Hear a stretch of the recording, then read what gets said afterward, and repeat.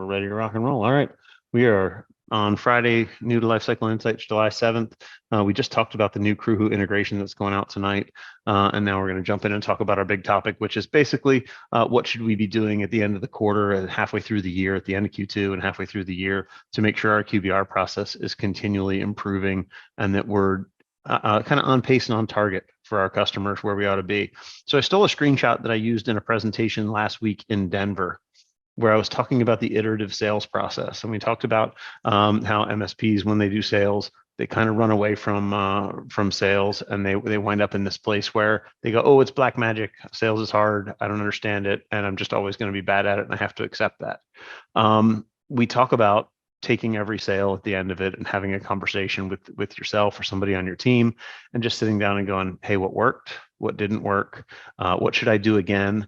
And maybe what was it that sunk the sale, and what's the thing I should never do again? We always talk about the power of the stop doing list and things like that. But if you end a sale with a win, then hey, what is it that worked? What should we continue to improve on? And then if it didn't work, right, what can we do better or different? The QBR is no different. This concept perfectly applies. So this is the time to take a step back and look at the QBRs you did in Q1 and figure out what worked and what didn't work. This is a good time to remind yourself that at least once a quarter, maybe twice a year if you're a really small shop, but on a regular cadence, you should sit down and review your QBRs, see how they're going. And it wouldn't be bad for you if you have multiple people doing QBRs, if you set up some sort of a buddy system where when I walk out of a business review, I can pick up the phone and call Brian and go, hey, Brian, I just met with Luis. We had a good meeting. Let's talk about it, right? And Brian can ask me a couple questions. What went well? What did you struggle on? Was there anything that was awkward and uncomfortable? Did the client take on all your recommendations? What caused them not to take on your recommendations? And start to look for the patterns that are, hey, I always get stuck trying to sell that one recommendation, or I always get stuck trying to get the customer to buy into the budget, or I always get stuck in the same place, and work through it with somebody to figure out what it is you can do better or different. So I always like to just talk about the iterative process that this becomes. It's not nearly as hard as we make it, but it's one of those things that if we never pay attention to it, if we never identify and document and write down the process, it's not going to get any better. Right? If every time we're just winging it, flying by the seat of our pants, we're going to get the same outcomes every single time. So I'm going to jump in the platform. I'm going to go through a bunch of steps and a bunch of things that I think we ought to be doing this time of year. And I just want to give you guys kind of a follow-up and a reminder to all these little things. So here's my notes for myself. If anybody wants to screen grab these are all the things that we're going to talk about here in just a few minutes. Personality test with your key contacts. I think that would be scary well and amazing all at the same time. Alex, the other thing that as you were just sort of talking about these iterative improvements to the way we approach a thing, I think it's important to recognize perhaps that we have this strong muscle memory of coming at QBR meetings, like a sales meeting, right? And part of it is trying to figure out how to evolve out of that mindset more into the shared accountability mindset. And so a few weeks ago or a couple months ago, we went to one of the conferences that had Chris Voss. What conference was that, Alex? Where was he? Was he at Seven Figure? It was Seven Figure. That's right. And Chris Voss did a keynote. And so inspired a bit by, amazing. Yeah, he's the FBI negotiator. I'm sure everybody's heard of him. And inspired a bit by his way of just engaging in conversation, I kind of started thinking about, like, how do you position a bit of that in the context of shared accountability for the purpose of a QBR, or how do you establish a relationship where the client is actually actively participating in their own future? Because this is the challenge, right? You guys take care of it, and we're kind of almost happy or feel privilege that the customer trusts us enough to just take care of it. But I think that is literally the pitfall of the decision-making process, is when the client is not engaged in it. So in a minute, I'll wait to that, right? There's a great response to, hey, you just take care of it. And that is just to go back and question your customer. So Mr. Customer, if I understand you correctly, you're giving me a blank check to solve for all your IT problems. I love that. Yeah. And just stop and shut up, right? Because immediately they're going to say, just kidding, don't just take care of it. I would like to have some input here. Yeah, exactly. And that's the best pushback I've ever heard to everything's fine, everything's running okay, I don't need to meet. I heard somebody say that that's how they address that. They respond to the customer and say, 10-4, I just want to confirm that I understood what you said to me. I understand that you're giving me a blank check to just take care of everything, and I'll just send you the invoices. And I can't imagine a customer who's not going to meet with you after that. So, yeah, but Chris Voss was absolutely amazing. Those are great points, Luis. You got anything else before we step in? No, yeah, that was All it. right, cool. I felt like I cut you off there. I didn't want to leave anything. But anyway, if you guys have not read that book though, Never Split the Difference, fantastic book. I did it on Audible, but if you're a reader, that's one that should be in your library. So I want to talk through where we should be by this time of year, right? It's the end of Q2. If we go down here and look at our scheduler should look pretty good this far into the year. Mine won't because I'm in a demo environment and life is kind of crazy. But I'm going to look at year to date in this view. So if you go to your scheduler in Lifecycle Insights, you'll get a year to date view that should show you, and if we look at our legend, everything should be marked complete. Every client should have at least a quarterly cadence, if not more. You might have some that are on weirder cadences, but make sure that all of your clients have meetings. Make sure that those meetings are completed. If you see a bunch of these over here looking like this means that my account manager is not doing his job or my client's not showing up or whatever, but these are still in an auto-scheduled status and they're past due. So if you see the little exclamation mark, it means we have a past due account management task. We have a past due meeting. Does everybody feel like you're okay going back and looking at where you've been, kind of where you're coming from, and identifying whether or not you or your account manager, whoever's responsible for this, is doing their job? Because part of us building this, especially with the backwards looking views, was to give you some of that accountability as a leader to go back and say, for Matt to basically go back and say, yep, Greg's doing his job, right?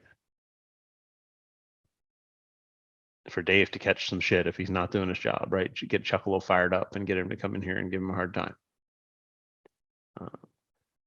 Sidelined with migrating a bunch of new tools. Yep. And this is where, right, we need to, and we'll talk about delegation in just a little bit, but this is where, if we're pulling people off of things, this should give us at least an indicator of whether or not the people have enough bandwidth to get pulled off of things to go do other things. So, if you're pulling somebody off of these tasks and these aren't getting done, then we need to go pick the process apart and see how we can delegate. But that's a great one. The other thing that we can look at here and that we should really consider here is stakeholder engagement, right? Even if I've gone through and done all these, if I went out and did all my QBRs with the secretary or the girl at the front desk, they probably were not super effective. If you're using our customer success module, when you dive into a QBR, you'll be able to go look at a meeting and you'll see some business review standards. If you haven't seen this before, this is available to anyone with the customer success module.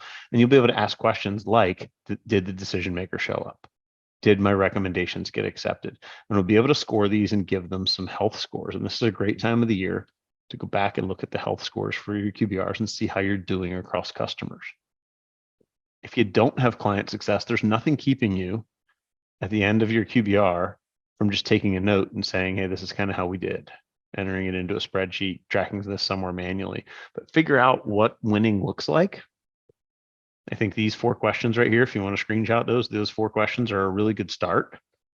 You might add some more, but those questions there would give me the ability to sit down, even without a fancy tool, and in a spreadsheet say, hey, across all my clients, this is one of those things that is just simple and easy for me. Hey, Warren, yeah, there will be an email go out Monday morning with a recording for this, so you should get it. If you don't get our Monday morning emails, just drop your email in the chat here, and we'll make sure you get some spam. Yeah, that's a great one, Brian. And basically, if they didn't accept something, was it because it wasn't budgeted, because I surprised them with it, or was it something that we planned and were expecting, and all of a sudden the customer didn't take it? That's a great question. So I think it's important to go back and look and see that we have the right people showing up. That's okay. I didn't even look at it. My brain just read it and I skipped right over it. I guess my typing's so bad I didn't even notice yours. So the point here is simply that this is the time to go back and figure out Are we on track? Have we done everything we need to do? If we haven't, how do we respond? Does anybody have a really good process for how to respond if a client isn't showing up for QBRs? Or obviously, if it's one of your internal team members, you have another problem to deal with. You have a human resources problem to deal with or a training problem to deal with. But if you get a client who isn't responding, what's everybody doing to make sure that they come to the call or that they'll catch up with you and make an appointment?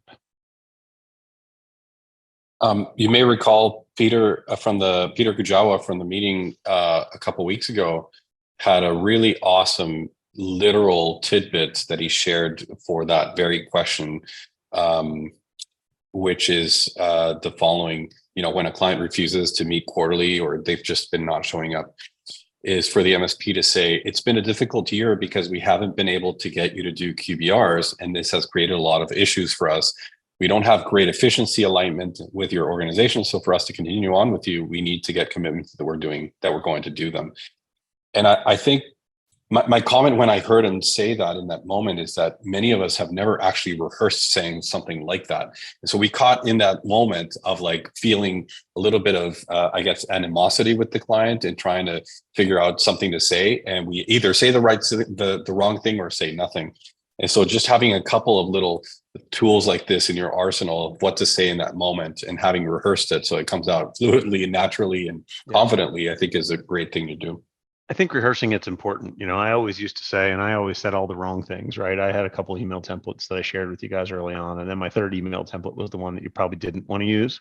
But I always told everybody, you've got to find a way to get to get an email that your customer will open.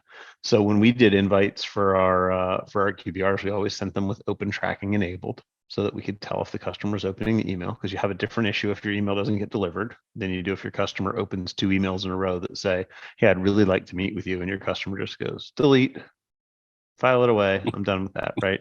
So my third email always went out with the subject line of the network is down, and I would get a call back right away.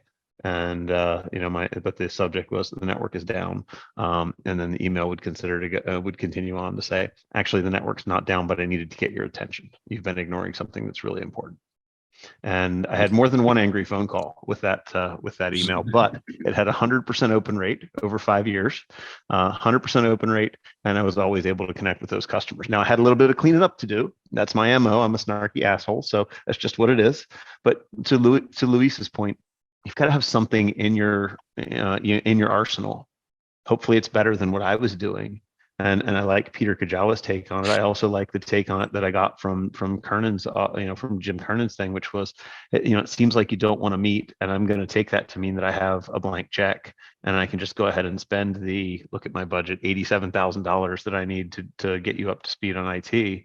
By not coming to this meeting, I assume that you're just telling me to send the invoice. Right. And find a way to say that. And to Luis's point, practice it so that it comes out very coherent and cohesive. Yeah, Brian, what's up? So when I think about this, we've been around since 2005, even before we were technically an MSP. We were more break fix back then. And part of it, I think, is just an understanding of expectations, and especially with legacy clients, resetting those expectations. Right. Yep. It's like, hey, this is the way this is the new iTech, right? Is what we've been telling clients. And in order to work with us successfully, we have these expectations of you, client, and we need to make sure they happen on a regular basis. The hard part is when you got to kind of rebuild the value with a brand new client. Typically, we're going in saying we're going to do these things. And it's a different conversation where if we don't do it, now the client's asking for it and saying, hey, why didn't we have this meeting like you said we were going to have? Mm-hmm. For us, the harder part is the legacy clients, where you almost have to retrain them on how to 100%, work. 100%. Right? And Peter Kajawa talked about that too. He said, the MSPs that are the most successful are having this conversation about, hey, we're going to expect to meet with you quarterly. They have this conversation during the sales process, not after we close, not 90 days in, not 180 days in. It's part of the sales process. Mr. Prospect, what it's going to look like to work with me is, And Mark, can you go find the YouTube link for that Peter Kajawa call? Because I thought it was a great one. I'd like to just throw that back in the chat if we can find it and let folks rewatch it. But if you missed that one, it was fantastic. I'll go find it real quick. If anybody wants to demo customer success, Casey, would you mind putting your Calendly in the chat so people can check it out with you? And so, you know, the final point of that is, yes, your existing customers are the hard ones to reset expectations with. They're the ones that'll make you struggle. But you have to sit them down and say, Mr. Customer, you do understand that this isn't 2005 IT anymore. It's not just a firewall and antivirus. You know, you didn't ever hear about people getting breached in 2005, and you hear about it every single day, right? How many of those emails have you gotten, Mr. Customer? How many letters have you gotten in the mail that somebody's giving you free credit monitoring and free identity monitoring because your data was lost? Right? This is not the same world. It's not the same thing. So we need to reset that expectation with our customer. We need them to understand that this is a journey we have to take together. And that's just a big part of it. But part of that too is making sure that when we go set the expectation that QBRs are important, we actually show up, right? Mr. Customer, this thing is super important. Oh, I got busy. I didn't make it. We didn't bother to schedule it. And I talk to you guys about this a lot. Like once you nail it, when you deliver the great QBR and you say to your customer, you know, how did we do today? And they say, this was exactly what I needed. Your immediate response should be, are we doing it again in 3 months or 6? And then it's their idea, and you damn well better show up, or you'll kind of degrade the confidence that they gave you in telling you when it was time to have that meeting. So going on to our next kind of iterative process improvement, the next thing is setting expectations. Does everybody here have at least one recommendation in the funnel for every one of your customers? We talk about objectives, right? Every client gets an objective. None of your clients are 100% secure. We know that. None of them are 100% dialed in. If somebody here has a client who's done everything you told them to do, I'd love to hear the story because you are a legend. But you know, every client has something, even if they're pretty good, they've got something that's getting older. They've got something that should be on the horizon. They've got something we should be talking about with them. So for every client, we should have some sort of an objective that is our goal for them, my goal for the client. What do I want them to achieve? Is it that we just need to push out MFA a little further? Is it that we just need to, you know, do one more thing or the next best thing? It's a great scenario to be able to sit down with a customer and say, hey, you're getting dialed in, you're getting good, but there's this one more thing, there's this extra thing. Brian's got one man shop that is all dialed in and does everything he tells him to do. That's amazing. Yeah, he better do what you tell him to do for that price, right? So the point is that for every one of our customers, when I go down here and look at recommendations, right, I should have something in the queue for every one of my customers. And if I'm looking at it properly, whoops, I wanted to be up here in recommendations. But when I'm looking at it done properly, I probably have some tags on these that say, hey, here's the things that are the priority. Here's the things that are due this year. I saw an MSP last week that is actually tagging in here the year for anything that's proposed but not planned that doesn't have dates on it. So they're tagging what they would see as ideal for the customer, right? This is a 2023 problem. This is a 2024 problem. This is a 2025 problem. And they're building things out really far in advance to let their customer know and understand, but they go into every single QBR. And we were just on that page that showed the questions, right? Did the customer accept everything that you gave to them? Well, just because I have 9 recommendations for this customer, I don't expect them to take them all, right? A win means they take the 2 that are high priority or the 2 that are scheduled for 2023. And the rest of these are future proofing and planning and strategic road mapping. So I think it's important that when we go to a QBR that we have something in process for each of our customers and that we're setting those objectives for the client and making sure they understand, hey, this meeting, I need you to do this one, but in 3 months or 6 months or 9 months, I'm going to come back and this one's going to be due. And that's why we budget the way we do. It's why we strategically plan the way that we do. Luis, you got some opinions on that one? No, I think it's just part of, you know, we love the standardization aspect. I think MSPs as a whole, and I think this is just one of those parts that we are somehow willing to let slide out of that standardization effort. And I think it just makes it only more difficult for us down the line when stuff starts to, you know, just mountain or well, build up. We've all done it. right? We've all let the customer keep that one firewall that, they bought it with 700 years of maintenance on it. And we took them on as a new customer and they went, oh, I just spent all this money. Can I please keep this firewall? And we let them keep it. And that's the thing that will eventually lead to a misconfiguration because we don't know how to work their Zyxel firewall or whatever the heck we let them leave in the building because we're a WatchGuard shop or we're a Sophos shop or whatever. And perfect example of that happened at my own MSP. And we're swapping out our own firewall, and when we did, a firewall rule didn't get carried over, and it wasn't long before I got a phone call from our monitoring company that said, "Hey, a known bad IP is banging off of your lab tech server. You should probably go close some ports." And so it can happen to anybody, but standardization is key and tracking and monitoring is key, and getting those tools deployed is really, really important. And thank God we had the layers in place that we did, because they had a known foreign bad IP, hammering away at our lab tech server, trying to brute force it. And at that point in life, I'm not sure lab tech was that secure that it wasn't a pretty big risk. So it was really great that we had some products in place to watch that and to watch our back there. Yeah, Brian, what you got, buddy? We still have a fair amount of clients with tech debt that should have been replaced, yesterday. So we're playing catch up on that. But what I love about the idea of planning ahead is you're talking about expenses that the client doesn't have to pay for right now, but that are in the future, right? It's almost like creating an incident response plan with them where, hey, we're not going to create this while you're having an incident because it's going to be very emotional to figure out who needs to do what, when, where, and how. We're going to plan this ahead of time so that it's a less emotional discussion when it actually comes knocking at the door, right? Mm-hmm. It was known. We knew we were going to do X, Y, Z, and we're just going to do it. And we're not going to run around like chickens with our heads cut off because we have this unknown expense now that we weren't ready for, right? Well, and I used to tell all my customers, like, hey, I know you're always going to have printers sitting here in the overdue column. I know I want you to replace them every 7 years. You're not going to replace it till it catches on fire. I get it.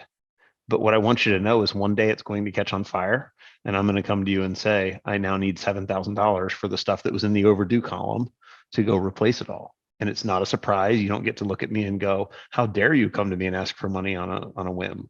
It's not a whim. I told you it was going to come due one day. And in fact, I told you to have a piggy bank sitting aside and that one day I would come ask you to break the piggy bank. Right. And that's a very much easier conversation to have than, hey, thou shalt replace everything the day I tell you to replace it. It's the conversation of, okay, Mr. Customer, this is a risk conversation. And it's not cybersecurity risk, not today. It's a business risk. It's a risk of downtime. It's a risk of added expenses. It's a risk of not being able to ring the cash register or whatever that is. But there are some risks that will allow you to call an acceptable risk and put off a little bit. There are other things like basic EDR and XDR on your systems and firewalls and MFA and things like that that are not acceptable risks. You don't get to waive those away. Those are our minimum standards.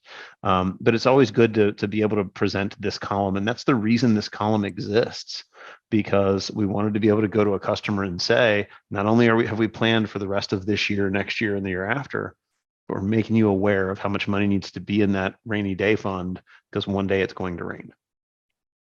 So that's a great point.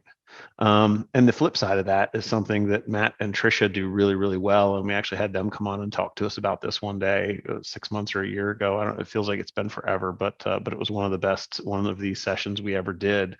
And I think it is probably my favorite one of these Friday workshops that we did, because we had a couple partners come in and talk to us about customer goals. And even as we're talking about what our objectives are for our customers, they have their own goals for their company. And it may be growth, and it may be hiring, and it may be relocation, or any number of things. But we want to make sure that as we're starting to plan for the second half of this year and then into next year, that we've reached out to our customer and talked to them about what's changed in their business. Are you guys today, the majority of you, tracking client goals? If you have our customer success module, then there is goal tracking over here in the customer detail page. So you can come over here and start to track some customer goals. We hopefully, as we're getting back to regular development from the distractions of billing systems and all that, we'll get to a point where we can start to pull these forward in reporting and get these out in front of the customer. But today this exists. If you're not using the customer success module, gosh, this makes me think this call was more than a year ago, because we probably were really early on when we did this. But if you're not using the customer success module, Tricia and Greg both showed us how they were maintaining this almost in a spreadsheet or a table, and then adding it back into Report Builder. But they were tracking and taking care of all of this without the tool, right? But client goals really, to their point, and the things that they said that impacted me when we had that call was, if I go talk to a customer about something that's important to them, they're more likely to say yes. And the big win is when the thing that's important to them aligns with some of the stuff I've been trying to get them to do all along. Hey, Alex, just a quick sidebar on the cybersecurity initiatives. I wanted to maybe share this little resource, if you don't mind, just bringing it up real quick, and I'll just talk through it for a minute. This was super helpful. I put it in the chat. Yeah, in just having a different tab, having customers participate in the process of prioritizing what initiatives they want to tackle, as opposed to giving them the option of doing or not doing, which is, of course, the thing that gets you in trouble. And so, this was from an idea that Peter Melby over at Greystone, he went and did the Shark Tank thing at Continuum conference back in Boston years ago, and he didn't win it. Juan Fernandez won it back then, but he had developed this sort of idea of the common sense cybersecurity approach, and so he gave me his permission to use it. But the idea is to literally Gartner Magic Quadrant every single one of your security initiatives and help the customer walk you through what things are, priorities from a budgetary perspective or not priorities, with the understanding that everything's going to get done. But this sort of helps you actually start activating initiatives onto the calendar and the schedule to work through some of the challenges that customers would typically just be laggards on deciding if you give them no initiative focus at all. So grab that. You might decide to just repackage that into your own thing and use it as a tool for your next QBR. Even if you have like top 3 initiatives, you have 3 stragglers with MFA, make that the priority, of course, or whatever you need to do. And don't hesitate to go back into LCI and start to tag your recommendations in priority order. Once you've had that conversation with the customer, right? You can literally in lifecycle come out and build out those recommendations, and then start to tag priority, right? You could literally list these as priority 1, priority 2, priority 3 with tags, and kind of put them in order to help your customer identify exactly what order to put them in. We have a standard set of priorities here, but it's just low, medium, high. We've had folks ask for more customizable options here, but you can use tags to kind of sort those a little bit. Obviously, you're going to use this to say, hey, Mr. Customer, this is my highest priority, but you might come out here and tag them and show the order that the customer wants to deploy them in or something like that. So yeah, that's a great resource. That's awesome. All right. Let's talk. This worksheet's amazing for helping quickly determine the impact and effort versus cost. Yep, and effort versus cost is a big thing. I would encourage you to have the conversation with your customer, the difference between, what's the, and I think here we're talking impact versus cost. How is this going to impact security versus financial investment? But effort's always one of those things that comes into play, not just your effort, but theirs. How much disruption are we going to have? How manual is something going to be for the time being? How much of a problem are we going to create? But let's get rolling. We're running short on time here. I'm talking too much, but I do want to talk through those of you who aren't getting things out the door. I want you to take this opportunity to kind of look through what you're supposed to be getting out the door for your customer, what your company's minimum standard is. And I would like you to quarterly go pick apart your minimum standard and see how much more of it can be delegated to someone else. Our most successful MSPs are the ones who standardize the process enough that they can hand this off. The guys over at Elbow Computing are fantastic at this. They're absolutely crushing it. And it's because they have delegated 95% of the process to an intern. Think about that. right? There's some technical stuff that gets done by technical people, but most of the data collection and report creation is based on what the status quo looks like. And they have an intern doing the majority of it. And he's a pretty impressive intern. He's kind of a badass. At some point, they're gonna have to write that kid a fat check. But he's doing a huge chunk of this in a way that Elbow is doing a huge chunk of this in a way that they don't need their most expensive resource to make it possible. So delegate the preparation work anywhere where you can, and continue to build out the action plan that kind of lets you improve your internal processes so that this gets easier, becomes a lower lift on the people that have to go do these. And, I remember when Kevin told me, when it's QBR day, I do 3 QBRs the same day. And I just get handed the packet and I go to the meeting, and I get handed the packet and I go to the meeting, and we've got it dialed in just that well. So yeah, Brian, what's up, buddy? One of the things that we've been trying out, and one of my takeaways from this call is you pointed out how the minute you don't just come to the table with what you think the client needs to do. It's more asking them what are their goals, where they want to go, and then trying to tie recommendations that you've already made or that want to start making to those goals. It's all, I mean, I'm feeling like it's a good way to reset expectations, where it's like, even if there's a mountain you have to climb, figure out, which 20 feet of that mountain is going to make the client the happiest. Yep. Focus on that as an initial project, celebrate the win, get them excited to want to do more. Right. Well, it's like you're queuing up the next point, which is sharing success stories to demonstrate value, right? And as we go through and look at our recommendations, it's easy to go back and say, okay, here's a recommendation that's been closed. We were able to complete this. We got MFA totally deployed. Guess what? Your employee productivity didn't go through the floor. Everybody can still work. Everybody can still function. See, it wasn't as bad as we thought it would be. And now you're more secure than you used to be.